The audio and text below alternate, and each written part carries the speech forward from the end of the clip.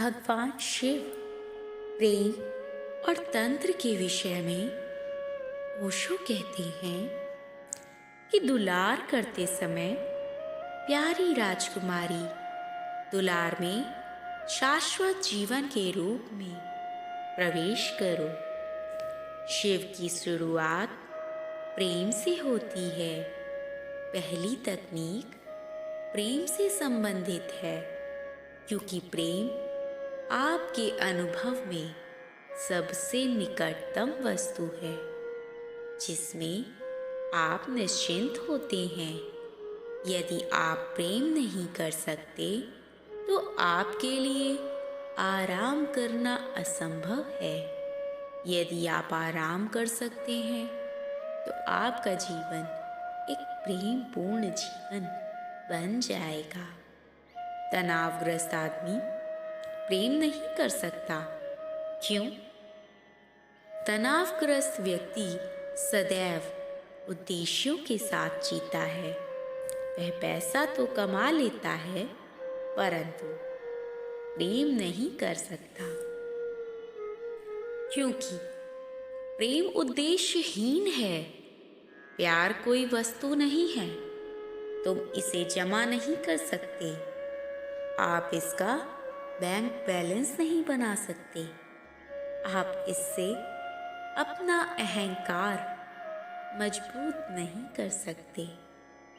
सचमुच प्रेम सबसे बेतुका कृत्य है।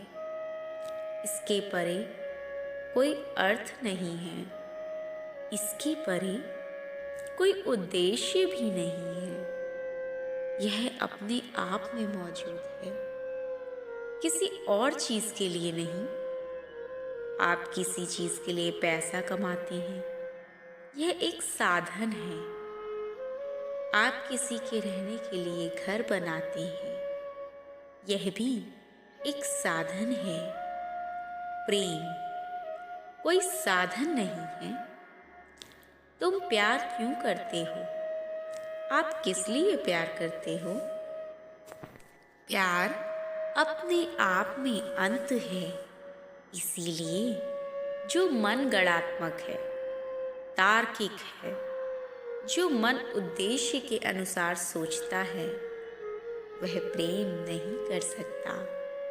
और जो मन हमेशा उद्देश्य के बारे में सोचता है, वह तनावग्रस्त होगा, क्योंकि उद्देश्य केवल भविष्य में ही पूरा हो सकता है और यहाँ और अभी नहीं, कभी नहीं। आप एक घर बना रहे हो। आप इसमें अभी नहीं रह सकते। आपको इससे पहले बनाना होगा। आप इसमें भविष्य में रह सकते हैं, अभी नहीं। आप पैसा कमाएं, बैंक बैलेंस बनेगा, भविष्य में बनेगा, अभी नहीं। यानी उपयोग अभी करना होगा और अंत भविष्य में आएगा। प्रेम हमेशा यहाँ होता है। इसका कोई भविष्य नहीं है। इसके लिए प्रेम ध्यान के बहुत निकट है। इसीलिए मृत्यु भी ध्यान के इतने निकट है, क्योंकि मृत्यु भी सदैव यहीं और अभी है। यह भविष्य में कभी नहीं हो सकती। और क्या आप भविष्य में मर सकते हैं? आप केवल वर्तमान में ही मर सकते हैं, और प्रेम वर्तमान में ही कर सकते हैं। भविष्य में कभी किसी की मृत्यु नहीं हुई। आप भविष्य में कैसे मर सकते हैं? अथवा आप अतीत में कैसे मर सकते हैं? अतीत तो चला गया है, वह अब नहीं है। इसीलिए तुम उसमें मर नहीं सकते। भविष्य अभी आया नहीं है, तो आप उसमें कैसे मर सकते हैं? मृत्यु हमेशा वर्तमान में होती है। मृत्यु प्रेम, ध्यान ये सभी वर्तमान में घटित होते हैं। इसीलिए यदि आप मृत्यु से डरते हैं तो आप प्रेम से डरते हैं, तो आप ध्यान नहीं कर सकते। यदि आप ध्यान से डरेंगे तो आपका जीवन बेकार हो जाएगा। किसी प्रयोजन के अर्थ में बेकार नहीं, बल्कि इस अर्थ में बेकार कि तुम उसमें कभी कोई आनंद अनुभव नहीं कर पाओगे। यह व्यर्थ होगा। प्रेम, ध्यान, मृत्यु, इन तीनों को जोड़ना अजीब, अलग सा लगता है।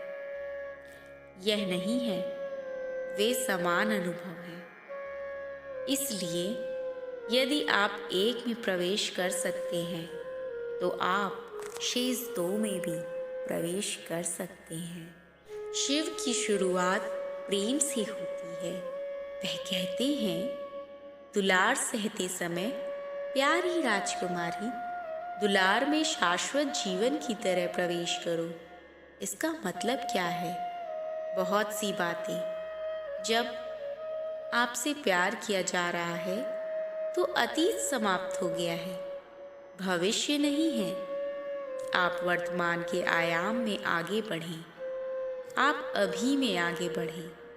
तुमने कभी किसी से प्रेम किया है?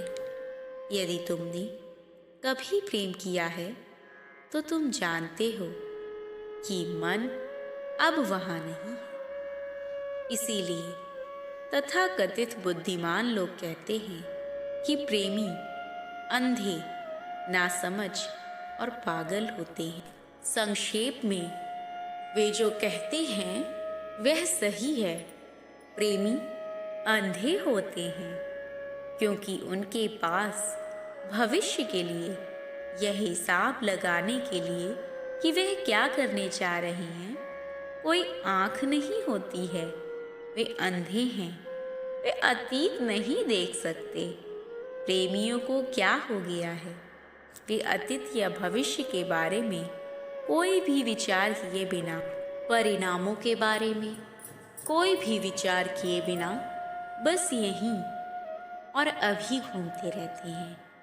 इसीलिए उन्हें अंधा कहा जाता है। वे हैं जो हिसाब किताब करते हैं, उनके लिए वे अंधे हैं। जो हिसाब किताब नहीं करते, उनके लिए वे दृष्टा हैं। जो लोग गणना नहीं कर रहे हैं, वे लोग प्रेम को वास्तविक आँख से देखेंगे, वास्तविक दृष्टि के रूप में देखेंगे। तो पहली बात, प्रेम के क्षण में अतीत और भविष्य नहीं रहते। तो फिर एक नाजुक बात समझने की है। जब ना कोई अतीत है और ना कोई भविष्य, तो क्या आप इस क्षण को वर्तमान कह सकते हैं? यह केवल दोनों के बीच वर्तमान है, अतीत और भविष्य के बीच। यह सापेक्ष है। यह कोई अतीत नहीं है और यह कोई भविष्य नहीं है। तो इसे वर्तमान कहने का क्या मतलब है? यह अर्थहीन है। इसीलिए शिव वर्तमान शब्द का प्रयोग नहीं करते। वह कहते हैं अनंत जीवन। उसका मतलब है अनंत काल। अनंत काल में प्रवेश करो। हम समय को 3 भागों में बांटते हैं, भूत, वर्तमान, भविष्य। और यह विभाजन मिथ्या है, बिल्कुल मिथ्या है। समय वास्तव में अतीत और भविष्य है, वर्तमान समय का हिस्सा नहीं है। वर्तमान अनंत काल का हिस्सा है।